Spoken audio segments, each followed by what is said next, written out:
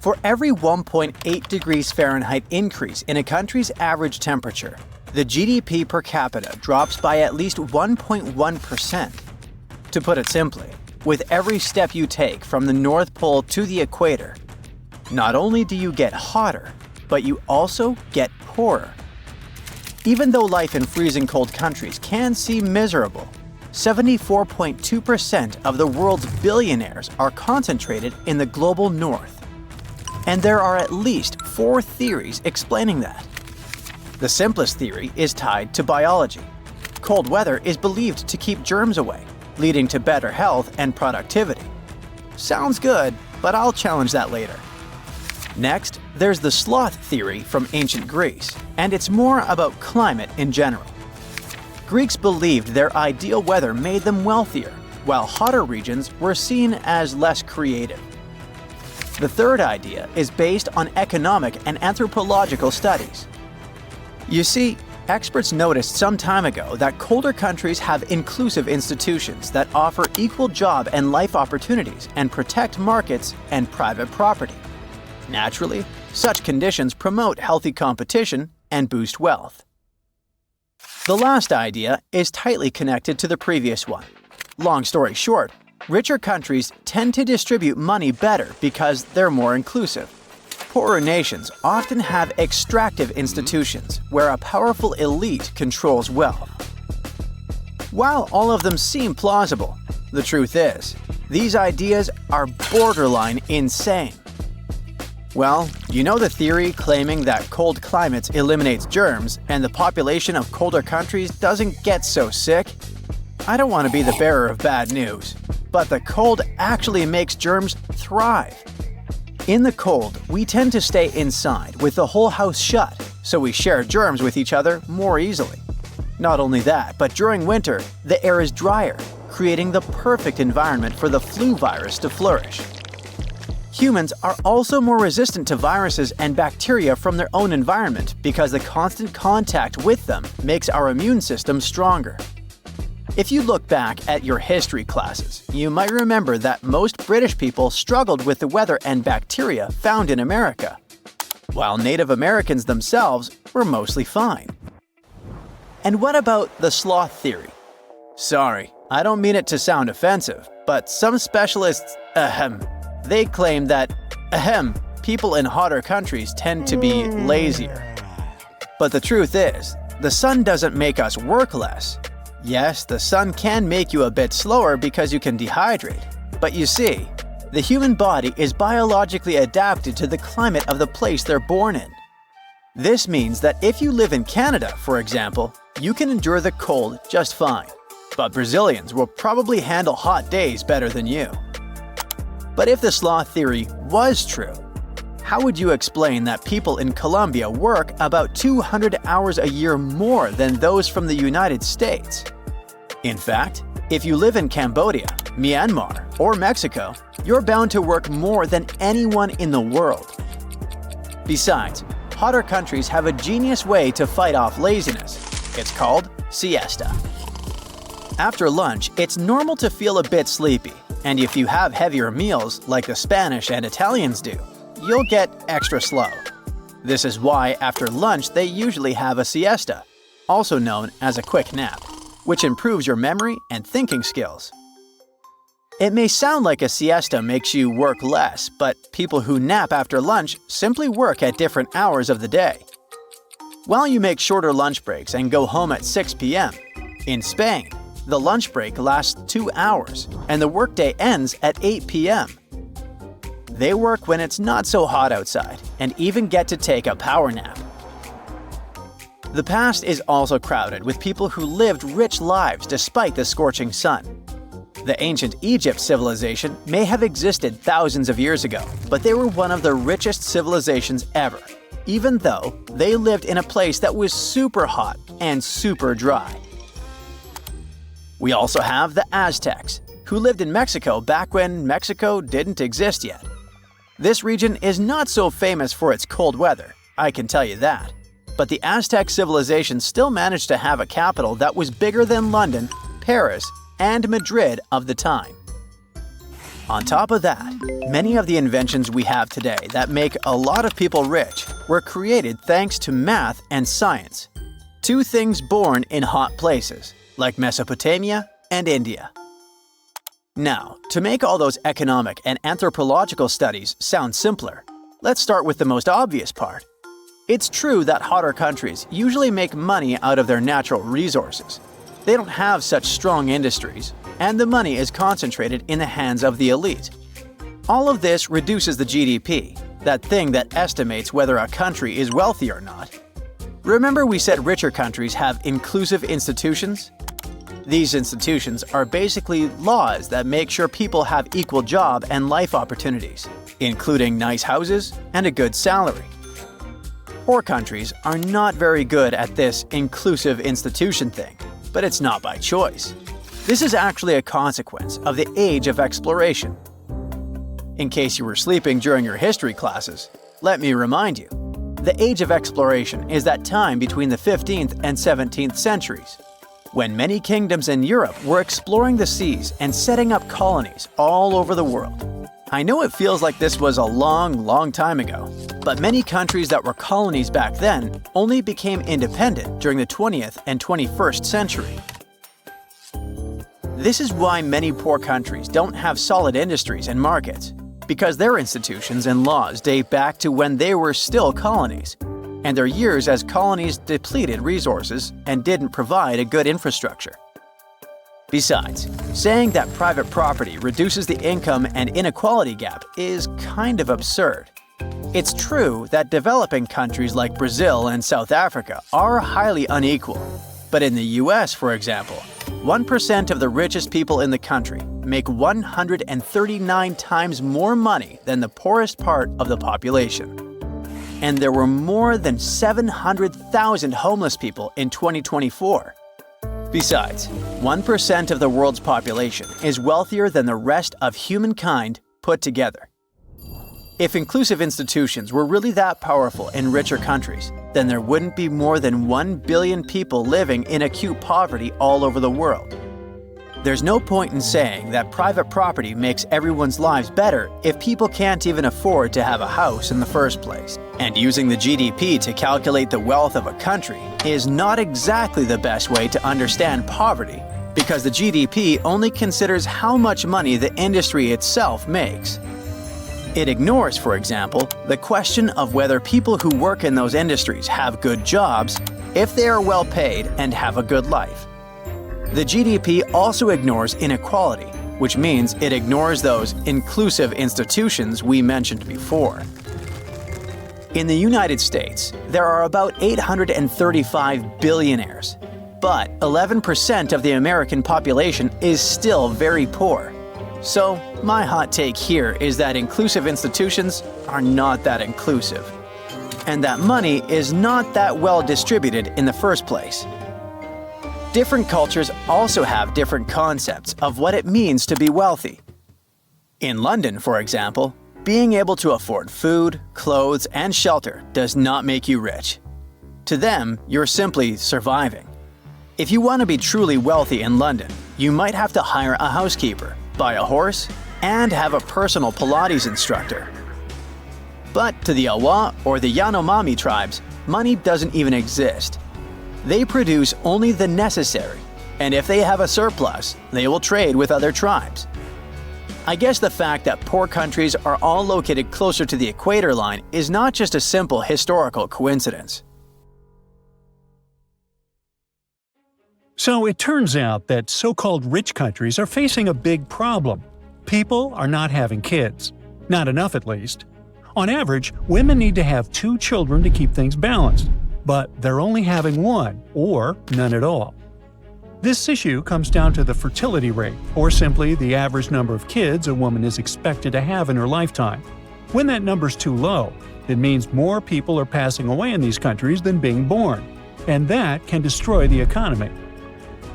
Think of a rich country – the US, Germany, Japan. Great! Pick any wealthy nation you like, and I can promise you one thing – its fertility rate is below 2.1, and that's a problem. Here's why. Meet Mary and John, and over here we've got Jack and Lucy. That's 4 people total. Now, both couples get married. Mary and John have 2 kids, but Jack and Lucy only have 1. Now, what does that mean? Simple math, we're down by 1 person. And if this keeps happening, generation after generation, the population starts to shrink. The situation gets pretty scary when we zoom in on certain countries. Take Spain, Italy, or Poland. These countries have some of the lowest fertility rates in the European Union, with women there having, on average, just 1 kid. And that's a big problem, because it drags down entire economies. Picture a triangle, young people and workers at the bottom and the elderly at the top. In many rich countries, that bottom part is shrinking fast, with fewer babies being born each year. So it's like this triangle is flipping upside down. Fewer young folks and workers, but more and more older people. With fewer workers and more retirees, the economy struggles to stay balanced. It's like the domino effect. Fewer people working means fewer people paying taxes. Meanwhile, the older population at the top keeps growing. And now we have a way bigger group depending on pensions and stuff like Social Security. So we're left asking, who's going to pay for all these retirements? Now, some countries are in hotter water than others, and South Korea is really feeling the heat. They've got more and more people getting older, while fewer and fewer babies are being born. In fact, they've got the lowest fertility rate in the world. In 2023, it hit rock bottom, 0.72 births per woman. Now, personally, I don't know how you can have 3/4 of a kid, but hey, that's statistics for you. Meanwhile, if things keep going like this, Korea's population could shrink by half by 2100.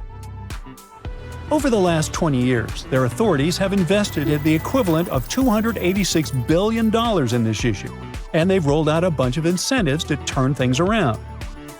First up, pocket money. If a married couple in Korea decides to have their first kid, the government hands over about $10,000 split into monthly payments to help out. While that might sound impressive, it's only about 3 times the average monthly wage. And in Seoul, one of the most expensive cities in the world, that doesn't go very far. Next, a home. Paying rent in Seoul is insane, but the government doesn't want people to leave the capital because of it. So they're stepping in. Recently, they've promised to give families around $300 a month to help with housing, until the kid turns 2. Then again, $300 seems great, but it only covers about 11% of the rent for a 3-bedroom apartment in the city center. And last but not least, health care. Hospital bills are covered, but the couple must be married, on paper and everything. South Korea came up with all this to fix the problem. Otherwise, their population might get older, poorer, and more dependent on others for care. But when you think about it, all these incentives really come down to one thing: giving out cash. Even so, their demographic problem hasn't gotten any better. So the authorities had to come up with more creative solutions, like offering jobs with flexible hours for parents with kids under 5. And they can borrow things like toys or strollers from the government, totally for free. So why don't women want to become mothers? There's a bunch of reasons. But one of the most important is work. Women are getting more education and grabbing more opportunities in the job market than ever before. But a lot of jobs have crazy hours, with people working late every single day. So many women get stuck in that cycle, waking up early, going to work, coming home late, and sleeping. Then it all starts over the next day. They don't have time to meet a partner, and even less time to raise someone. In fact, education in general is one of the biggest reasons why birth rates are dropping. Spending so many years in school, then in college, means women are pushing back the age they have their first kid. Once they finish their education, they often want to focus on work and building their careers before starting a family. So they're not becoming moms in their teens or early 20s anymore. And by the time they hit 30, things aren't much better. Sure, they might finally land a stable job, but most employment policies still don't offer enough support for childcare. But it's not only education. Younger generations are getting delayed in, well, everything. I mean, it's way harder for them to tick off all the adulting boxes, like having a well-paying job or buying a nice house. And these things are usually a big part of whether people decide to start a family or not. Another reason people aren't having kids: putting a new human into this world is expensive and time-consuming. The average childcare costs in Australia, for example, have gone up faster than inflation. School tuition, even for public schools, takes a big chunk out of parents' budgets.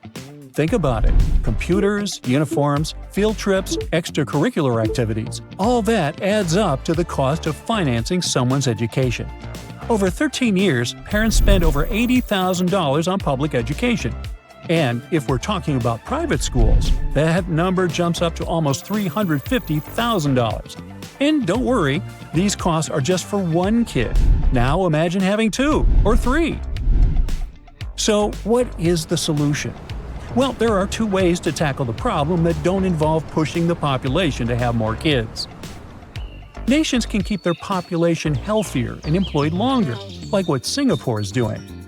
They're putting a lot of effort into raising the retirement age, offering midlife training, and encouraging companies to hire older workers, like those over 69.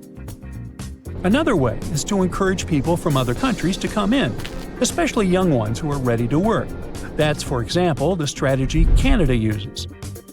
Now, if the goal is really to get women to have more kids, a lot of countries use the baby bonus strategy, basically giving money and benefits to families, just like South Korea does. The problem is that some experts say it is pretty ineffective, as financial incentives don't address the complexity of the issue. For them, what these wealthy countries need to do is offer better career and housing opportunities for young people, like giving incentives for companies to offer more flexible hours or work-from-home options for young parents. They also need to push strategies to lower the cost of housing, especially in big cities. Plus, they need to focus more on the aging population, using technological innovations to support them. That would help not just parents, but families as a whole. So, what do you think? Now, when you think of Norway, things that come to mind are the sun that never sets in the summer, unbelievable nature, the fact that it's one of the happiest countries in the world, even white bears that freely roam in the wild. I'm guessing they're happy too. Already planning your trip to this dream country? Well, don't rush. You'll have to review your budget. Fuel there is 10 to 15% more expensive than in other Western European countries. A meal at a cafe for one person will cost at least $30. Plus, consider yourself lucky if you manage to find a hotel at $100 a night. If you Google the most expensive country in the world, you'll see this list: Switzerland, which is meanishly expensive; the United States, duh, been there, know that; Luxembourg is not a surprise either. And then, all of a sudden, you see Norway. Just so you know, a family of 4 would need over $4,000 a month just to exist in Norway. And it doesn't even include rent. Specialists say that Norway is around 7% more expensive than in the US. Norway is a bit weird though. Usually the richest countries have national currencies that are stronger than the US dollar. Take Swiss francs, for example, or the Kuwaiti dinar, which is literally the boss when it comes to currencies. Like one Kuwaiti dinar can snag you $3.25 US. Now, here's where the mismatch comes. The Norwegian krone is dubbed the weakest currency in the West. Well, how come? In the wild world of global currencies, the Norwegian krone used to be a tough player known for smart money moves. But surprisingly, it is now the weakest currency in the West, taking a big hit in the last decade. It has fallen hard against the US dollar and euro, causing concern for central banks and money folks worldwide. The oil price roller coaster is a major factor in the krone's struggle, as Norway relies heavily on oil exports. But even with oil prices relatively high, it remains historically weak against major currencies. The weak Norwegian krone is affecting everyday folks too, with prices rising on almost everything due to heavy imports. Inflation is growing, leading to interest rate hikes by the Norges Bank. High interest rates are hurting the housing market and making life more expensive for Norwegian citizens. So one of the supposed reasons for why Norway is so expensive might be weak national currency. What else is particular about Norway? Well, climate for sure. It may be hard to imagine a freezingly cold country plunging into riches. It's an imagery we usually see on social media with geotags Dubai, Saudi Arabia, or even Kuwait. And it makes sense to think now that all the riches are somewhere southward, as these places have strong oil-based economies and super strong currencies. But, in reality, better economies in the South are a current trend. Ever wonder why cold countries seem to be raking in the cash while the hot nations are just hanging out? Turns out, those living in chilly climates had to hustle just to survive winter. Think building shelter, stockpiling food, and keeping that fire burning. Meanwhile, those basking in the sunshine had it a little easier with hunting and foraging year-round. This theory holds true even in the land down under. Sydney and Melbourne, the top dogs in Australia's wealth game, also happen to be some of the coldest cities, while Darwin, the warmest city, is lagging behind. Some might argue that this theory doesn't hold up when we look at ancient civilizations or modern hotspots like tropical Singapore. But hey, times change, and so does wealth generation. Back in the day, it was all about farming, but now it's more about industry and innovation. So, Norway may seem to have been bound to get rich historically and geographically. Still, it's not exactly so. Norway used to struggle a lot. Back in the day, it faced some tough times with harsh winters and tricky geography. They even had famines that pushed families to seek a better life in the US. So, how did Norway go from rags to riches? Yep, oil and gas played a big role. The country is small, but it has around 0.31% of all oil reserves in the world. But in Norway, there's more to the story than just black gold. For example, the top oil reserve is not some Arabic country, but Venezuela, which claims up to 20% of the world's liquid gold. Still, Venezuelan's economy is far from stable, so it's not all about oil. Although bested in forest size by other European nations, Norway was an unrivaled powerhouse in lumber during the Age of Sail. Thanks to its strategic fjord path, timber from its inland forests could quickly reach fjordside mills and global markets. As railroads unlocked larger forest potential in other countries post the 19th century, Norway was Europe's timber king, bolstered by a world-class merchant fleet by the 20th century. The Norwegian timber wealth, coupled with early cooperative societal norms, spurred growth across several sectors, from agriculture to fishing and banking. Despite being labeled poor in the 19th century, Norway's GDP per capita outshone Eastern and Southern European nations. The nation's ascendancy continues beyond the discovery of its oil reserves. Norway is unique, with a small population but sprawling land. Despite its vastness, the Nordics are scattered and considered one of the most spacious countries globally. Much of the North's territory stretches beyond the Arctic Circle, offering harsh landscapes with thin topsoil covering the bedrock. The tough terrain in Norway, full of mountains and with a short growing season, limits arable land to only 2.2%, similar to Yemen. The scattered arable land in small valleys makes extensive farming impractical, a far cry from the efficient farming in the U.S. With a huge chunk of land and coastlines, but a small population, Norway makes some serious cash from its reserves. Plus, nature has been pretty kind in Norway, with rich fishing grounds, hydropower from rivers, and power from cold waters. And only then comes the little thing called oil. The late 50s saw a big discovery that changed everything for Norway's economy. Fast forward to today, and petroleum activities have been a major game changer for Norway, feeding its economic growth and funding its welfare state. But Norway didn't just sit back and watch the money flow in. They made smart moves, like creating a sovereign wealth fund to manage their oil wealth for the long haul.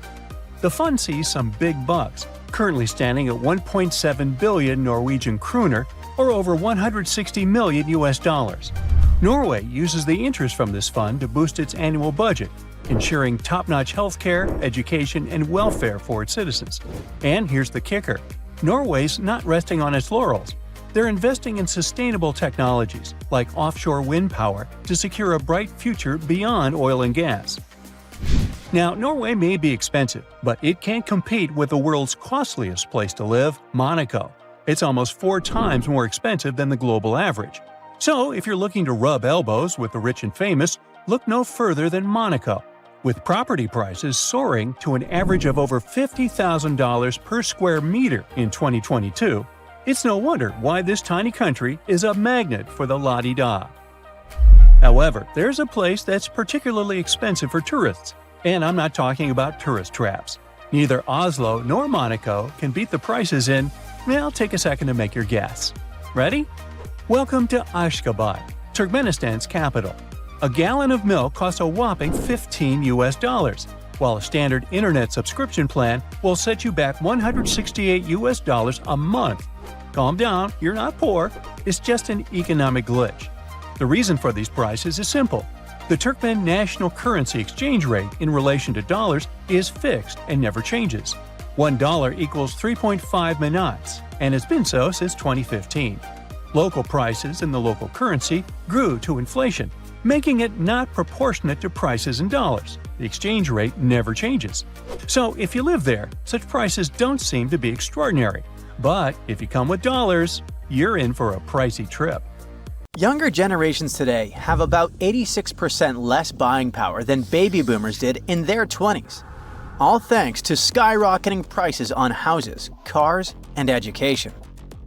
Millennials and Gen Z get a lot of flack for supposedly blowing their cash on things like avocado toast. But is that really the issue, or are they just dealing with a much tougher economy? See for yourself. Back in 2022, when the average millennial hit 33, the typical US home cost $433,000, while the average household income was only $70,000. At that income, it would take 6.1 years of total earnings to buy a house outright, which sounds not very realistic. It's worse in the UK, where housing costs have been over 9 times the average income for the past decade. Baby boomers, born between 1946 and 1964, lived in a time when life was much more affordable. In 1988, when the average boomer turned 33, the median home price was $110,000, while the median income was $27,000. That's a home-to-income ratio of 4 years, far more manageable. Some boomers could even pay off their homes in just a year or two. So, why is this happening? Unsurprisingly, while inflation has steadily increased, home prices have grown even faster. For example, a $100,000 home in 1990 would cost $377,000 today, far outpacing the cost of other goods and services. Plus, in the 1970s and 1980s, the US population was smaller, and there was less demand for housing. Boomers married earlier, combining incomes to buy homes. At the same time, many millennials and Gen Zers stay single longer and live with their parents to save money. College tuition has more than doubled since the 1990s, and student loan debt has reached a mind-boggling $1.7 trillion. The average loan balance at graduation has tripled to $30,000. No wonder young people have to postpone some serious life decisions, like buying a home or starting a family. And even with more people getting college degrees, wages haven't kept up with the rising cost of living. Starting salaries for graduates often hover around $50,000 to $60,000. That's barely enough to cover student loans, rent, and other expenses. That's not all. Car payments have hit record highs. The average payment is $716 per month, and loan terms stretch up to 69 months. High interest rates make things even worse, leaving many young people drowning in auto loan and credit card debt. A lot of people judge how well they're doing in life by looking at their parents. If your parents had a solid financial situation, chances are you might too. And for a long time, the goal for most families was simple: do better than the generation before. But that's getting harder and harder. Back in the 1940s, about 90% of people ended up making more money than their parents. Fast forward to those born in 1980, and that number has dropped to just 50%. In other words, half of people today aren't out-earning their parents, and that's a big shift from previous generations.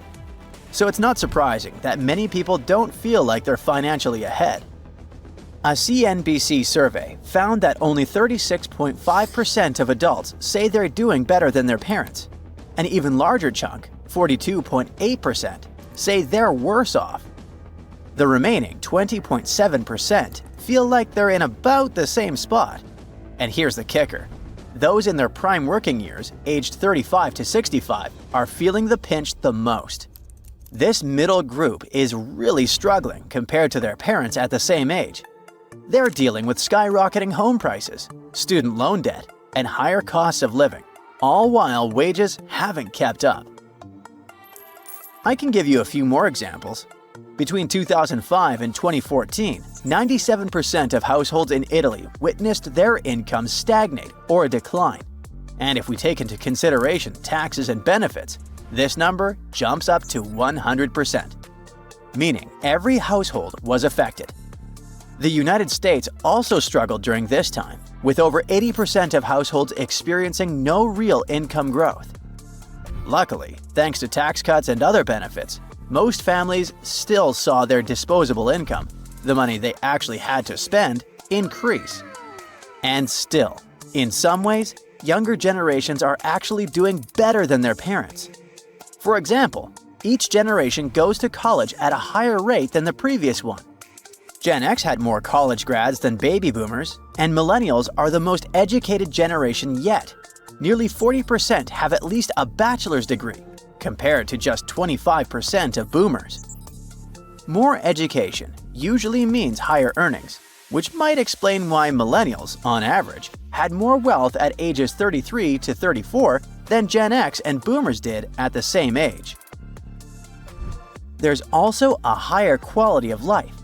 Even though things are more expensive today, they're also better in many ways. Take cars, for example. The cheapest car today is way safer, more reliable, and packed with better features than the cheapest car 20 years ago. Technology, healthcare, and everyday conveniences have improved drastically too, making life easier in many ways. Younger generations have more freedom and legal protection than their parents did. It wasn't that long ago that people faced fewer rights when it came to salary, housing, and getting loans.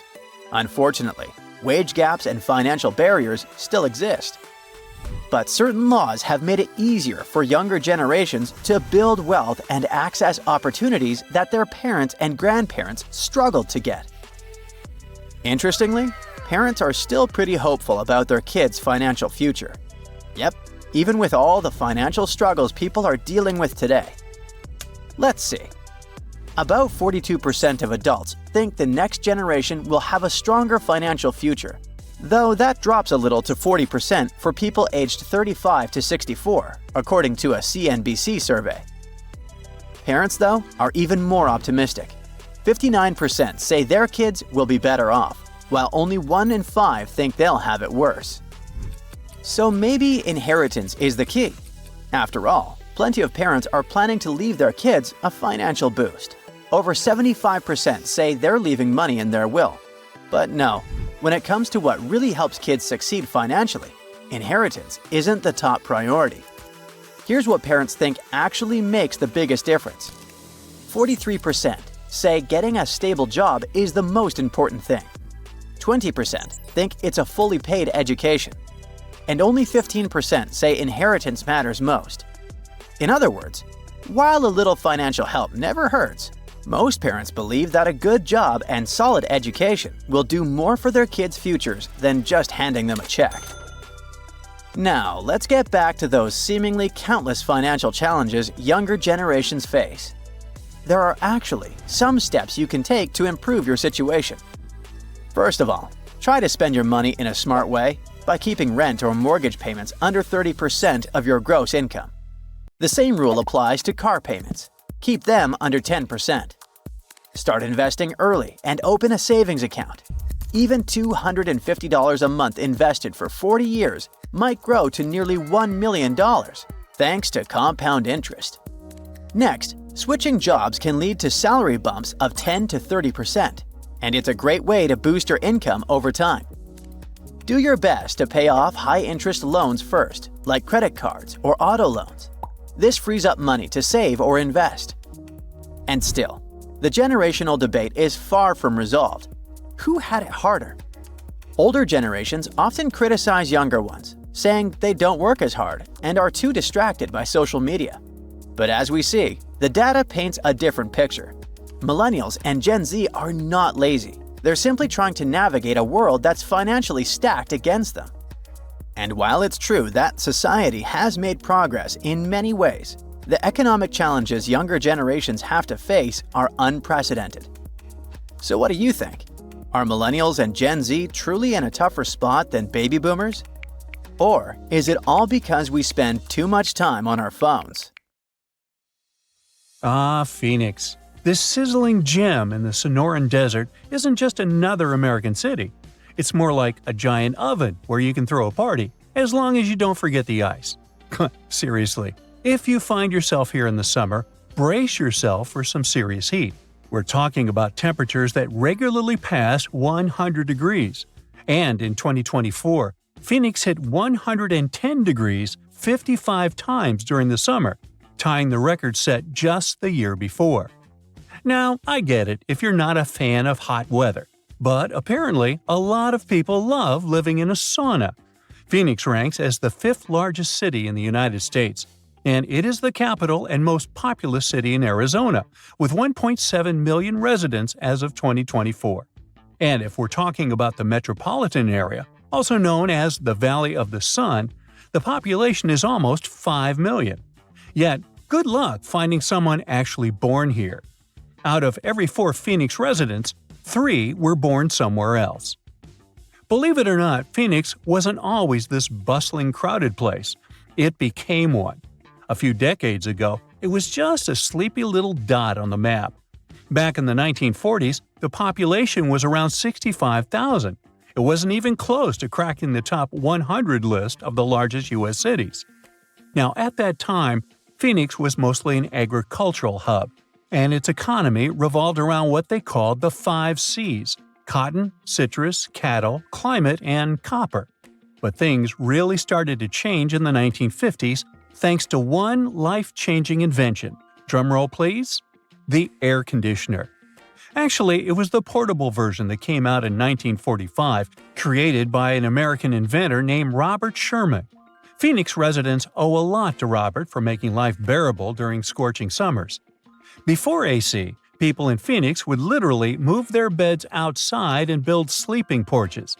They'd protect that kind of outdoorsy space with light curtains or some kind of net to keep the dust and bugs out. Fun. Anyway, the point is that the air conditioner played a big part in making Phoenix an easier place to live. Since the 1940s, this city in Arizona has transformed from a dusty little town into a sprawling urban jungle, and it's still one of the top 10 fastest-growing metro areas in the U.S. The best part is, it looks like that won't change anytime soon, since this 519-square-mile metropolis is surrounded by rolling desert, with plenty of room to keep growing as far as the eye can see. So, who's dropping everything to move to Phoenix? Well, Californians are the city's biggest fans. According to a recent survey, a third of all new renters moving to Phoenix come from Los Angeles. Okay, that survey might not be the most reliable since it only applies to the source's clients, but it does line up with U.S. Census Bureau data from 2019, which says that 70,000 Californians moved to Arizona in the previous year. The connection between Phoenix and LA is so strong that some people even call Phoenix the next LA.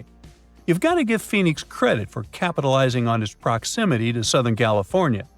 The city offers lower taxes, fewer regulations, and lower costs of living, which makes it a magnet for businesses, especially in high-tech and service industries. So, in the 90s, Phoenix was considered a non-stop generator of jobs.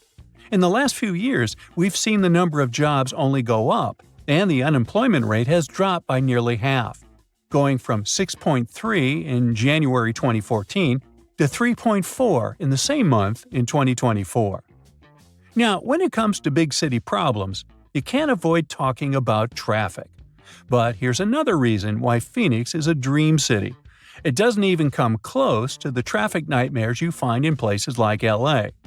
Estimates show that people in Los Angeles waste about 119 hours a year just sitting in traffic. But in Phoenix, it's more like 61 hours. Huge difference, huh? And let's not even start talking about the money people waste just sitting in traffic. In LA, drivers burn through about $2,440 worth of gas per year. In Phoenix, they waste 25 gallons of fuel, which ends up costing about $952. Yeah, that's still a lot of cash, but compared to LA, come on, that's a steal. Phoenix being okay in terms of traffic might have a lot to do with how the city was designed. Just take a look at a map of Phoenix. You'll notice it looks like someone took a ruler and drew perfectly straight lines for the roads. That's because the city was laid out in a grid system. This setup makes it so much easier to get around, especially compared to cities full of confusing twists, U-turns, and one-way streets. It just simplifies things, whether you're a local or a tourist. Plus, Phoenix has nice wide streets. Most cities have one major road and a bunch of narrow streets that just can't handle heavy traffic. But Phoenix has wide roads everywhere. So, when the freeways get jammed, you can just hop onto a parallel street and still get to work without stressing out too much. When you look at all the job opportunities and the relatively smooth traffic, it's no wonder people are willing to put up with the heat and move to Phoenix. But don't get it twisted, the heat is no joke. It is really, really hot and sunny out there. We're talking about 300 days of sunshine on average, or about 85% daylight hours per year. But once again, Phoenix has made the best of it. And all that constant sunshine has turned Phoenix into one of the top solar energy cities in the country. Now, you may be wondering, a city in the middle of the desert with barely any rain, do they actually have enough water? Well, they do. Phoenix has its water situation pretty well sorted out, thanks to multiple sources. I mean, they don't rely on rain alone, which is a good thing because, desert life. Most of their water comes from way up north and east of the valley, where snow melts off the mountains and flows into giant reservoirs, storing it up for those dry years. But most of Phoenix's water comes from the Salt River Project, which brings water through canals and pipelines from the Salt and Verde rivers. Then there is the Central Arizona Project, which transports water all the way from the Colorado River. They even get a bit of water from underground wells. And Phoenix doesn't want to waste a drop, so they're smart about recycling, reusing treated water to keep parks green, and even recharging their groundwater. Since Phoenix is all about sunny skies nearly every day of the year, it's normal that people can get a little moody when it actually rains. But here's the thing. Phoenix always gets a surprise up its sleeve, even when it comes to bad weather. When it rains in the deserts, locals get treated to this unique earthy smell. It's thanks to the creosote bush, a desert plant that releases an amazing fragrance when the rain hits it. People describe it as the smell of rain, and honestly, it's one of those fresh, clean scents that makes you forget you're in the desert for a second. And if you've never stopped to think about why Phoenix is called Phoenix, well, it's based on that famous legend of the bird that rises from the ashes. Now, after knowing all the special things about this city and its unique ability to turn challenges into advantages, we can say the name couldn't have been better chosen.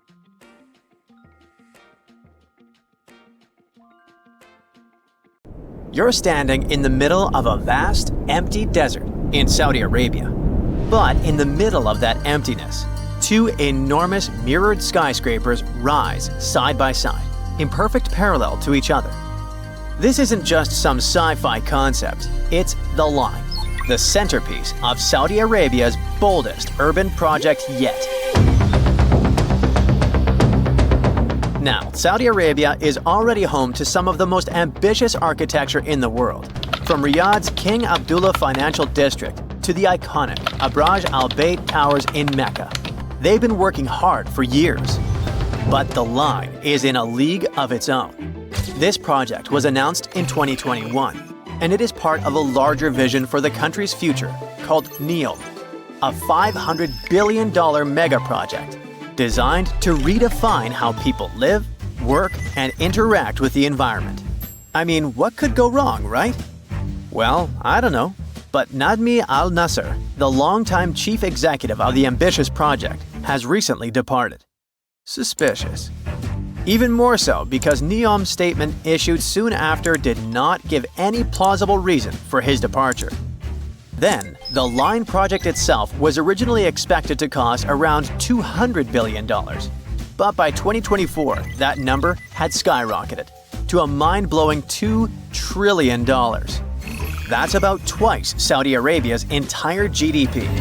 And if you ask independent experts, they think it could end up costing even more. At first, the plan was to build about 10 miles of the project and have 1.5 million people living there by 2030. By now, the expectations are way more modest.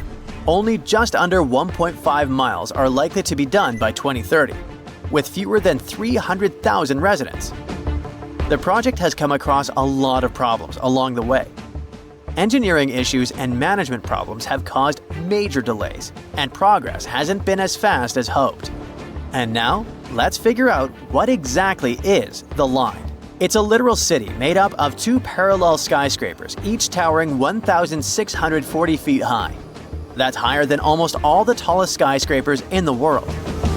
These skyscrapers are 656 feet wide and stretch for a mind-boggling 106 miles across the northwest of Saudi Arabia, right near the Red Sea. The most astounding thing? The entire city is actually within this one structure. There are no cars, no roads, no emissions. But we'll go into detail a bit later. The complex is supposed to house 9 million people, and all of this running entirely on clean energy. Such a project aligns perfectly with Saudi Arabia's ambitious Vision 2030 plan. The outside of the skyscrapers will be covered in mirrors that will reflect the surrounding desert landscape, creating an almost seamless blend between the city and its surroundings. Inside, there will be lush parks, cascading waterfalls, flying taxis, and even robot helpers to take care of everyday tasks. They're also planning to make an artificial moon as part of the city's design. One more thing that makes the line so unique is its design. Unlike traditional cities that spread out horizontally, the line is vertical. Everything, homes, offices, parks, schools, shopping centers, are stacked on top of each other in layers.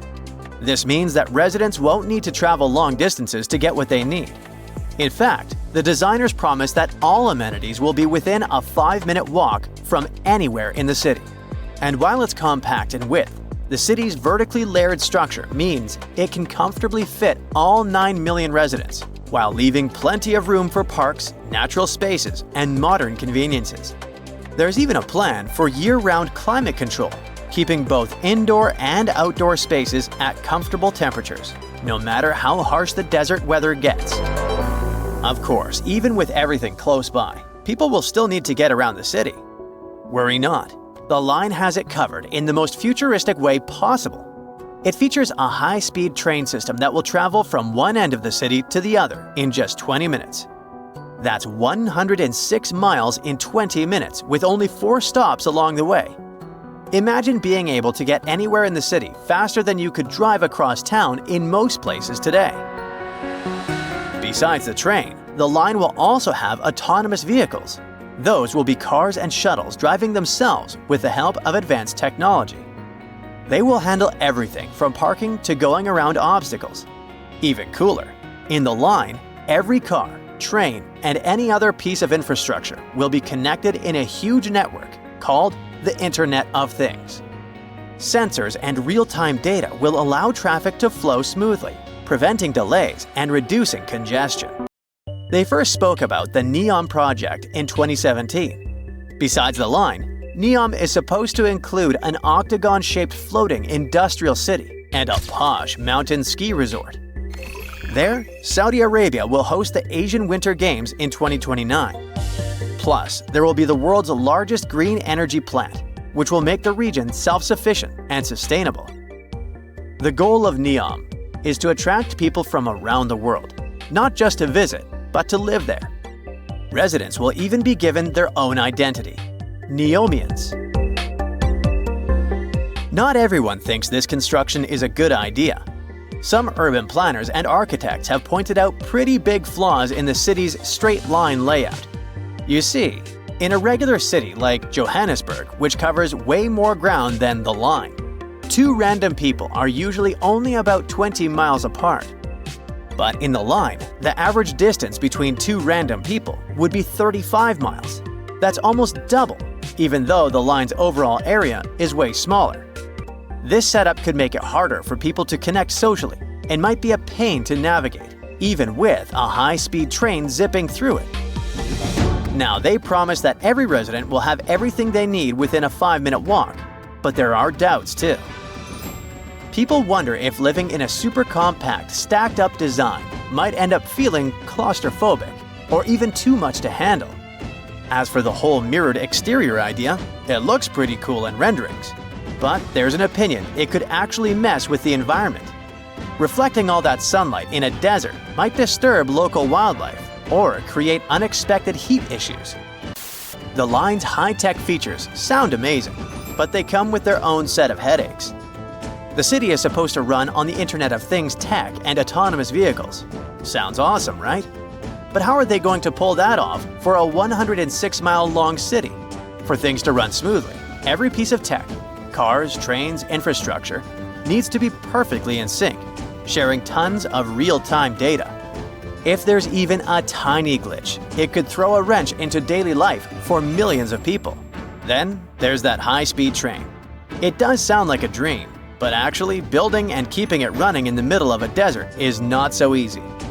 The heat, shifting sands, and wear and tear on the tracks could cause big delays and rack up costs pretty quickly. People around the world are questioning if the line is even doable. The first inhabitants were supposed to start living there by 2030, but there are reports about scaling the project back, so that deadline feels like a big stretch. There's also a sustainability issue. The line is supposed to have zero emissions and 100% clean energy. But building something so massive is bound to take tons of resources. With all these challenges, Saudi Arabia is looking into new ways to fund the line and figure out which parts of their Vision 2030 projects to prioritize. An insider has recently said that some projects might go ahead as planned, while others could be delayed or scaled down. This lines up with what Ali Shahabi, who's on NEOM's advisory board, has said. He admitted that the Vision 2030 goals were always meant to be super ambitious. Like, almost too ambitious. But he argued that even if they only pull off part of it in time, it'll still be a big deal. These dark patches on Greenland's ice sheet aren't just any old stains. Every summer, the ice, which is usually bright white, turns murky gray in certain areas.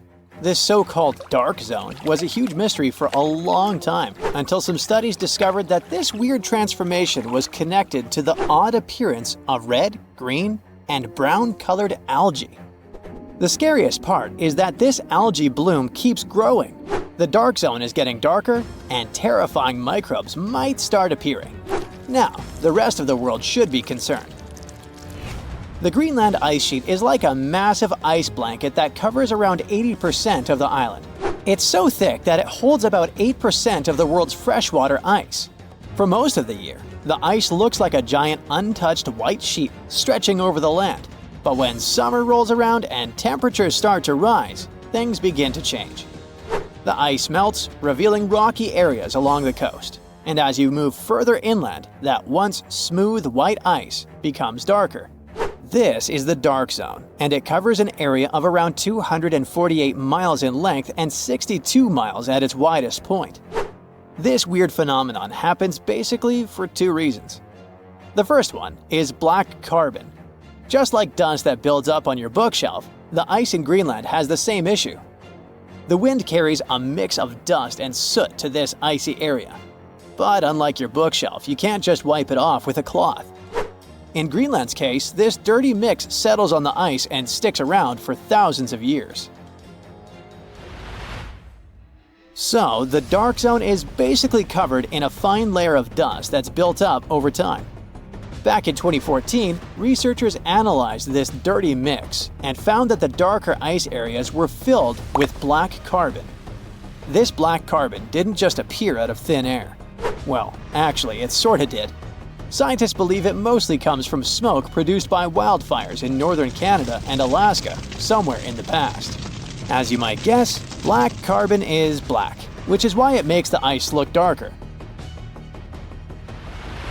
Now, the second big reason for the Greenland ice sheet's summer makeover has to do with those algae we mentioned earlier. We're mostly talking about two types of it: the Ancylonema alaskana and the Ancylonema nordenskjoldii. Both of them love cold water regions. During winter, they stay in a dormant state deep within the ice. But when spring comes, they start to slowly migrate to the surface. By the time summer hits, they're ready to bloom and soak up nearly 24 hours of sunlight each day for photosynthesis and growth. Normally, these algae are green, but when exposed to sunlight, they turn brown as a natural way to protect themselves from harmful ultraviolet rays. And this color change is also what makes the ice in Greenland look darker. So far, this has been normal behavior. What's really alarming is that these algae blooms are getting bigger and bigger every year. This happens because they thrive on phosphorus, a nutrient that's plentiful out there and comes from a mineral called hydroxylapatite. This mineral is found in a type of rock that breaks down into tiny dust particles, which are then blown across the ice by the wind. As the climate gets warmer, the rocks dry out more, and stronger winds carry more dust. More dust means more phosphorus, leading to more algae growth. See? It is a cycle, and it keeps getting worse every year. Studying this is crucial to understanding why the dark zone keeps getting bigger. From the year 2000 to 2012, its size increased by 12%. But you might be wondering, why should we care? After all, it's just ice getting darker, right? Well, not exactly. Think about how you can't stand wearing black clothes on a hot, sunny day. They soak up the heat and make you feel even hotter. That's because darker surfaces absorb more sunlight. The same thing happens to ice. Together, dust, black carbon, and algae blooms are responsible for about 70% of the variability in albedo on the Greenland ice sheet. Albedo is just a fancy word for how reflective a surface is. If you take two surfaces, one white and shiny and the other dark and rough, the white one will reflect a lot of light and heat, giving it a high albedo. The dark one, on the other hand, will absorb more light and heat, so it has a low albedo. During the summer, the Greenland ice sheet experiences a reduction in albedo. This means the ice absorbs more sunlight, and when ice absorbs more sunlight, it melts faster than it should. This is why understanding what's happening in the dark zone is so important. It helps predict how quickly the Greenland ice sheet is melting and how it can affect the rest of the world. Greenland's ice sheet is the second largest in the world, covering an area about the size of all the land in the United States east of the Mississippi River. And its huge mass of ice averages a thickness of 1.4 miles. Unfortunately, the ice loss has skyrocketed. Back in the 1990s, Greenland was losing about 25 billion tons of ice per year. Now, it's losing around 234 billion tons per year. That's nearly 10 times more ice melting away each year. According to NASA, if all of Greenland's ice sheet were to melt, it would increase global sea levels by about 24 feet. That could be catastrophic for coastal countries and cities around the world. The Netherlands could be submerged, the Bahamas could be almost completely wiped out, and many of the Philippines Islands would be at risk of disappearing. All of this may seem like a distant reality, and it is true that most scientists believe it would take several hundred or even thousands of years for the ice sheet to melt completely. But it is important to know that Greenland didn't always have this thick layer of ice. Very recently, researchers took a close look at some sediment from the bottom of a 2-mile deep ice core extracted from the center of Greenland. They found that the soil had traces of willow wood, insect parts, fungi, and even poppy seeds. So these fossils are the first direct evidence that Greenland's ice sheet melted away in the recent geological past, around 400,000 years ago. At that time, Greenland was home to a green tundra landscape with insects and plants. This discovery is both fascinating and scary, because it shows that the ice sheet collapsed before and might be more fragile than scientists originally thought. There is another concern too. A recent research collected meltwater from different spots on the Greenland ice sheet and found that the water samples were packed with hundreds and thousands of microbes. The concern is that they could be released into the ocean in the future. And some studies already suggest that areas near where a lot of glacial meltwater flows have a higher risk of viruses jumping to new hosts, like from animals to humans. Even though experts believe the chance of a doomsday virus coming from the glaciers is very small, it's still not zero. The truth is, we don't know much about the thousands of microbial species living on the surface of the ice, and there is simply not enough data to fully understand how dangerous these organisms might be. All of this might sound concerning, but we shouldn't panic just yet. There's still a lot we don't understand about what is darkening the Greenland ice sheet. We still need more detailed measurements of the relative abundance of dust, algae, and black carbon, as well as a better understanding of how these potentially dangerous microbes could affect our lives. The more we learn, the better we can predict what's going to happen and how we can prepare for it. There's nothing around. Just the eternal, endless whiteness of Greenland snow and cold winds blowing into your face. Nothing hints at the impending catastrophe. You take another step and freeze in horror. An abyss is spreading at your feet, bottomless and dark. If you had made a bigger step, it would have swallowed you. That infamous Greenland's hole. It happened in the middle of the 2010s. A group of geologists were scanning the surface of Greenland's Hiawatha Glacier using radar when they spotted something very, very strange. It was a giant pit, more than 980 feet deep and almost 20 miles wide. That's big enough to fit inside Washington, D.C. or Paris. After staring at their radars for quite a while and scratching their heads, researchers decided to find out what could have made such a huge hole. Could it have been good old erosion, a raging volcano, an asteroid impact, a giant sandworm? Ugh, I might have gone a bit overboard with this worm idea, but you never know with these ancient glaciers.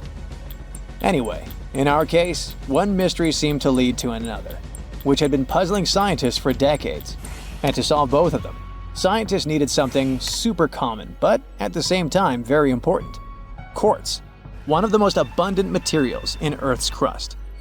But before we dig deeper into this topic, let's make a small detour and talk about a pretty bizarre phenomenon called the Younger Dryas event.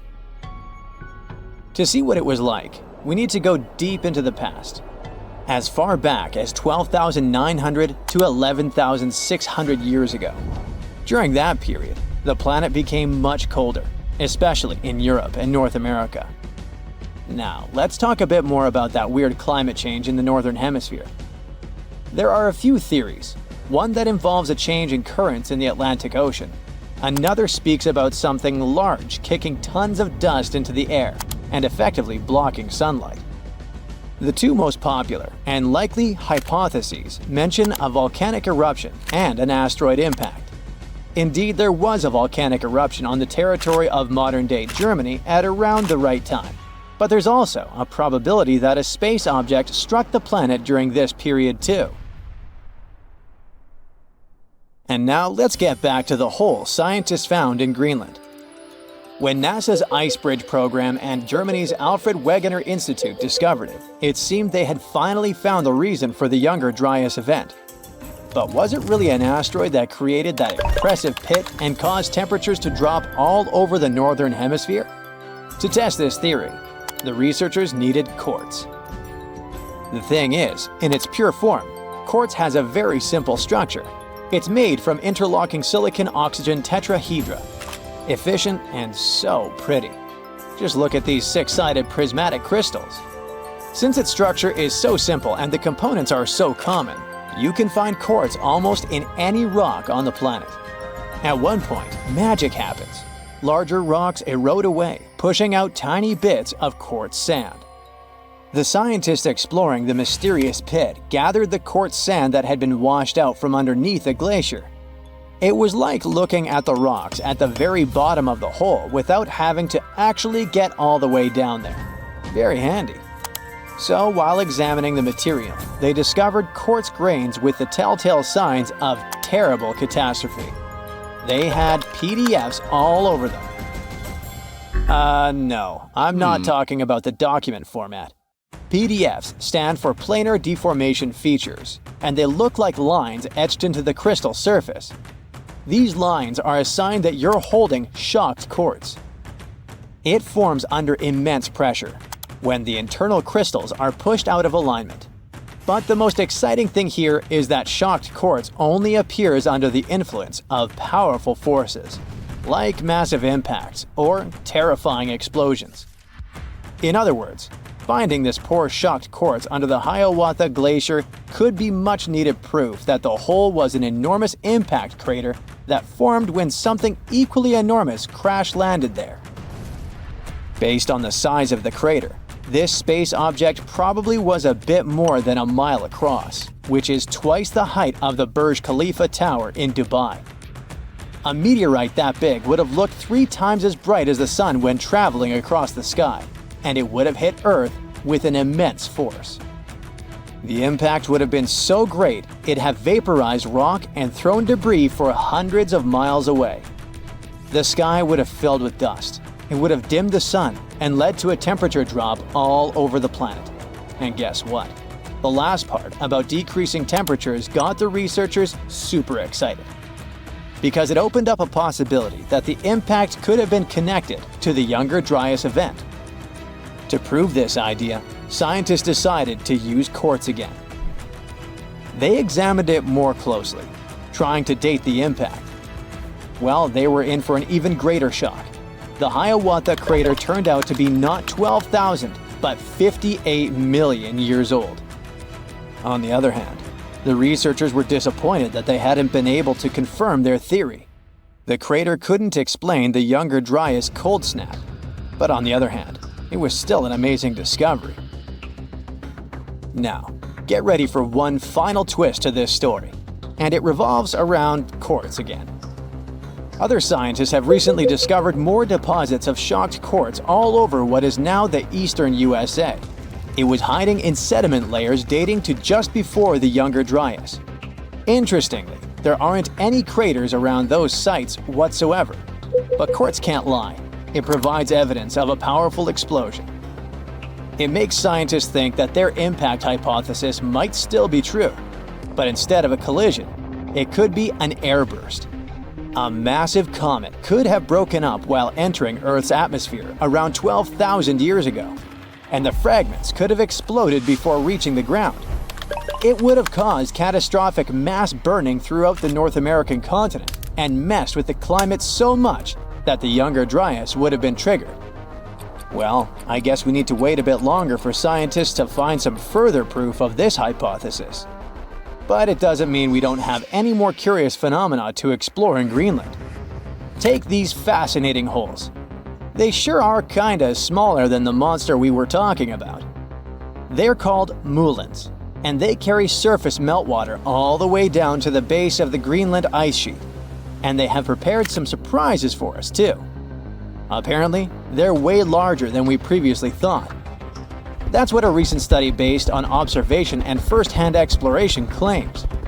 Even more interesting, this high volume might influence the stability of the ginormous ice sheet in question, as well as the speed at which it's sliding towards the sea. Researchers think that increased water depth and pressure inside moulins might lubricate the base of the ice sheet, making it move faster. You know, the way an ice cube slides more easily on a thin film of melted water. Until recently, we knew too little about the real size of moulins and how much water they can hold. But now, we know that moulins can be giant. The team made 2 trips to the Greenland ice sheet in 2018 and 2019. And during each of them, they used ropes and climbing equipment to drop around 330 feet into 2 separate moulins, almost touching the water's surface. Those who did it described the experience as intimidating.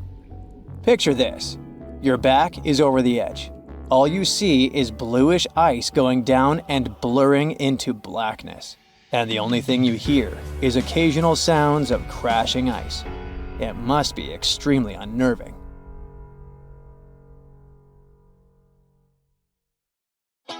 Would you like a professional stylist to fold your luggage, a private chef to cook meals just for you, and an entire plane to transport your TV set that didn't fit in your private jet? That's pretty much the everyday travel reality for the top 0.1% of U.S. earners who made around $3 million per year in 2022. Compare that to the regular salary of a working American of around $60,000. And then there's the top 1% who made around $800,000 the same year. If you want to travel like the richest people in the world, forget about chilling at one luxury hotel with shampoo made of gold for 2 weeks. The latest trend in upscale traveling is surf and turf. Rich guests spend a week on a sleek yacht after staying at a luxury hotel, or the other way around. Boat sales have surged in recent years, and the rich love to charter sailboats for $25,000 a week to as much as $90,000. It's a great way to get away from the common folk, you know. Everything is pre-planned by their travel agents, so they don't have to worry about a thing. The ultra-wealthy can often opt for private islands or buy out entire hotels. For instance, a villa on a private island off the Cannes coast in France will cost you around $290,000 a week. It's in high demand, a reasonable price to pay for the absence of neighbors or traffic. And if you do miss the hustle and bustle at some point, you can always hop on a speedboat and dance the night away at one of the luxurious beach clubs. In 2023, Greece became the top destination for the richest 1% of travelers. Paros Island was the most mentioned new favorite. Italian Sicily lost its charm to them because it's overvisited by the White Lotus fans. And it's not just about the Four Seasons-operated San Domenico Palace, where the show is based, but the entire island. For winter fun, there's always Aspen and ski towns in the European wonderland, like Switzerland and France. They have exclusive hotels, Michelin-starred restaurants, high-end shops, and chalets that look richer and more luxurious than an average family house. If there's no natural snow, the artificial snow system solves the problem. Some of the best hotels have direct access to lifts that take guests to the main skiing slopes. For those who aren't fans of the European resorts, there are always the Seychelles, where you can rent a villa for about $11,000 per night at a private island resort. George and Amal Clooney like to come here. Those who don't find it cool or exclusive enough go to Antarctica by private jet from Cape Town. The trip that lasts less than 24 hours costs $195,000. Richard Branson prefers to take his vacations to a private Necker Island, is part of the British Virgin Islands, and has some beautiful wildlife around it to explore. Guests rent the whole place for $80,000 per night. There's enough room for 34 people, but not all billionaires like to share, you know. People who are among the world's richest like to be at events where they can meet like-fortuned ones. Events like the World Economic Forum in Davos, where a standard steak will cost you $150 and a drink will be $40. Then there are horse races, Miami or Singapore yacht shows, or Dubai International Boat Show. For those who love movies or showing off their lavish dresses, the Sundance Film Festival in Utah, the Cannes Film Festival in France, or Venice International Film Festival in Italy could be good options. Sports lovers travel to events like the US Open Golf Tournament and other golf cups, the Wimbledon Tennis Tournament in the UK, the Melbourne Cup in Australia, or the Monaco Grand Prix for those who love speed and expensive cars. Those who can't live without style and like to be trendsetters don't miss fashion weeks in New York, London, Milan, and Paris. For music and crazy luxurious building lovers, there are always opera balls, like the one in Vienna, Austria. or La Scala Opera House opening night in Milan, Italy. And then, of course, there are special events like birthdays. When she was turning 22, billionaire Kylie Jenner rented a super yacht for over $1 million per week. An average person would have to save up for years to rent this vessel, even for one day. Okie dokie, so they need to find a way to get to their deluxe point B, right? Well, more and more people opt for private jets. You can fly at any time, even during restrictions on commercial air travel, to any place. And you won't have to choose between chicken or pasta when the flight attendant finally reaches your seat, 35D. There are around 22,000 business aircraft worldwide, and the number is only going up. Most of these jets are in the US, and Brazil takes the second place. Germany is the leader in Europe and only ranks 5th on the global list. Now, if for some reason they aren't traveling to their destination by a private jet and decide to share first class with other passengers, they'll at least need to ship their luggage instead of taking it on the plane with them.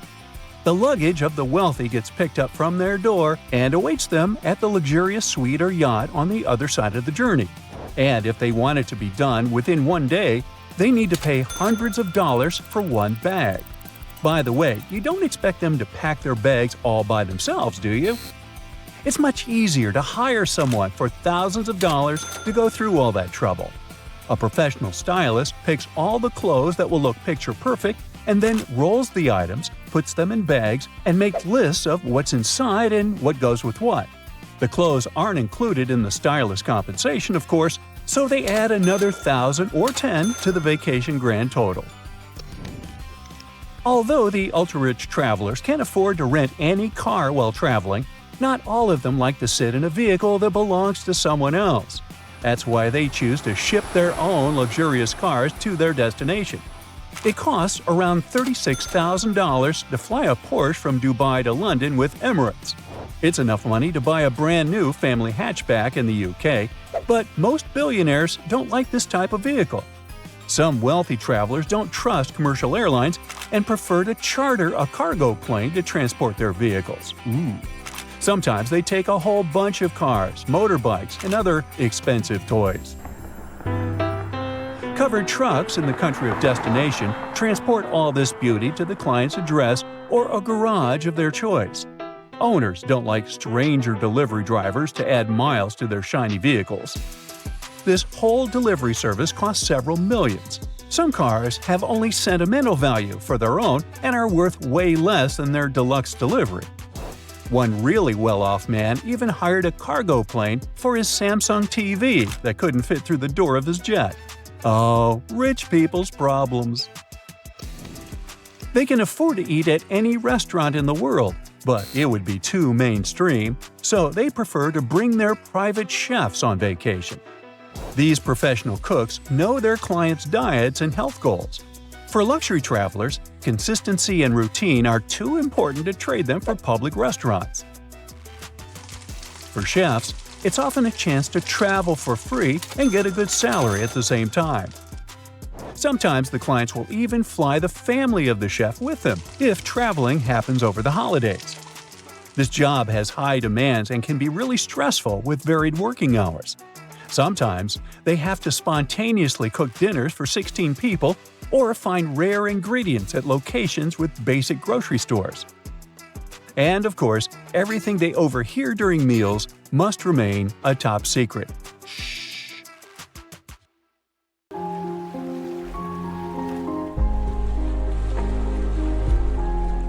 People living in Hawaii need to make at least twice the average salary in the rest of the US to live comfortably. Those who aren't ready to pay $5 for a gallon of milk have to look for happiness elsewhere. And year after year, the state makes it to the top lines of the population loss rating. While the local middle class is leaving, Hawaii is turning into a heaven for billionaires.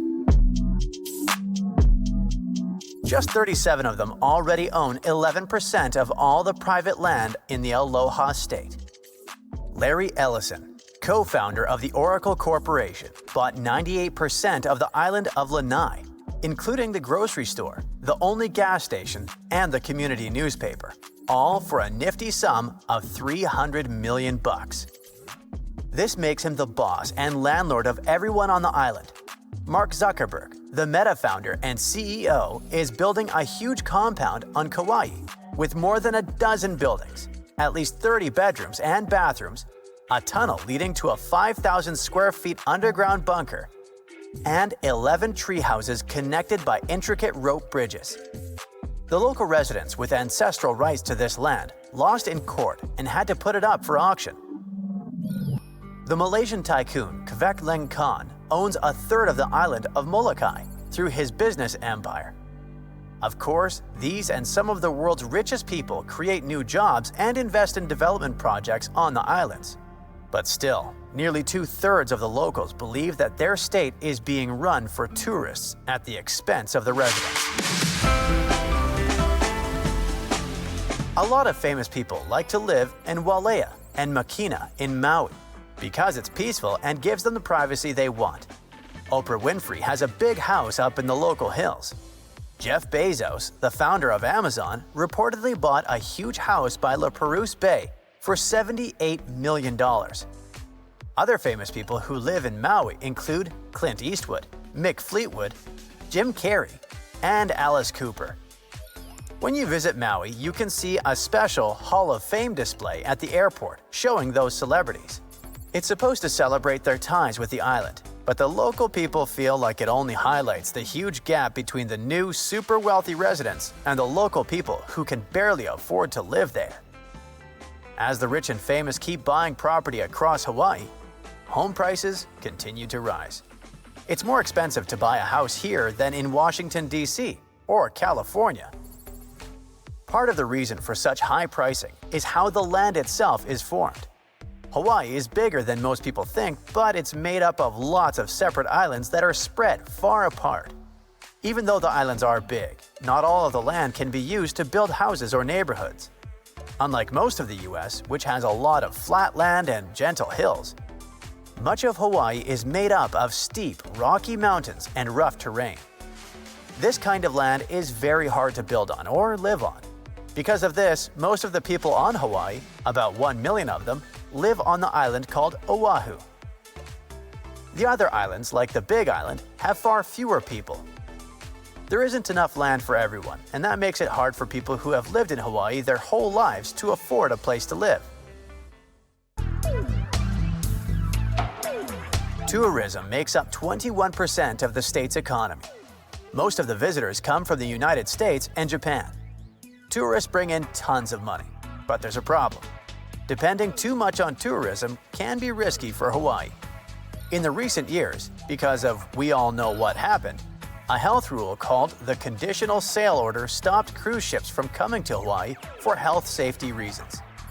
Many other tourist activities, like visiting beaches or attending events, were also shut down. With fewer visitors, Hawaii earned a lot less money, which hurt the economy. To avoid this problem in the future, Hawaii has been trying to make money in other ways besides tourism. One idea is to invest more in fishing, but this hasn't been easy. At some point, there was too much fishing going on here, and now Hawaii has to bring in 63% of its seafood from other places instead of catching it nearby. There are farms here that grow pineapples, macadamia nuts, coffee, and produce milk. But now, farming isn't as important as it was 100 years ago. Probably one of the reasons is that it's more profitable to sell the land for houses or hotels than to use it for farming. This change made Hawaii even more dependent on tourism and made living in the Aloha State so very pricey.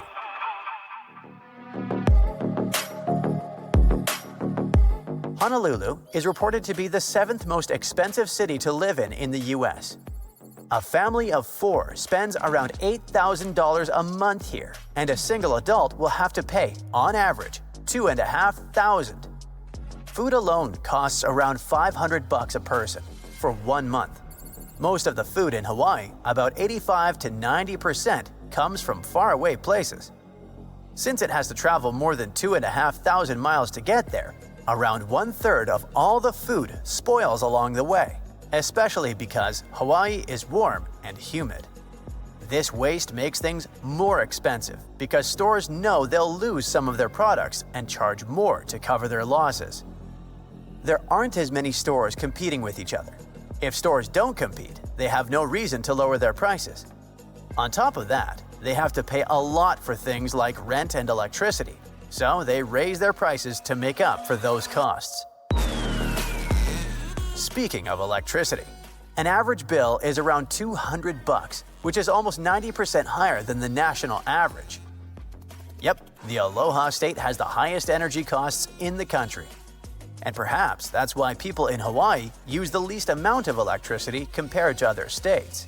But their bills are still much higher. The main reason is the price per unit of electricity, called a kilowatt hour. 1 unit of electricity costs almost 40 cents. To compare, Utah has the cheapest rate at just 10.91 cents. It's so expensive in Hawaii because most of the electricity comes from oil, and that oil has to be shipped to the islands.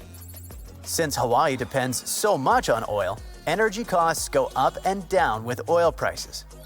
On top of all that, the income tax is some of the highest in the country. A quarter of all households in Hawaii spent more than their income in 2024. To survive, people used savings and credit cards and cut expenses.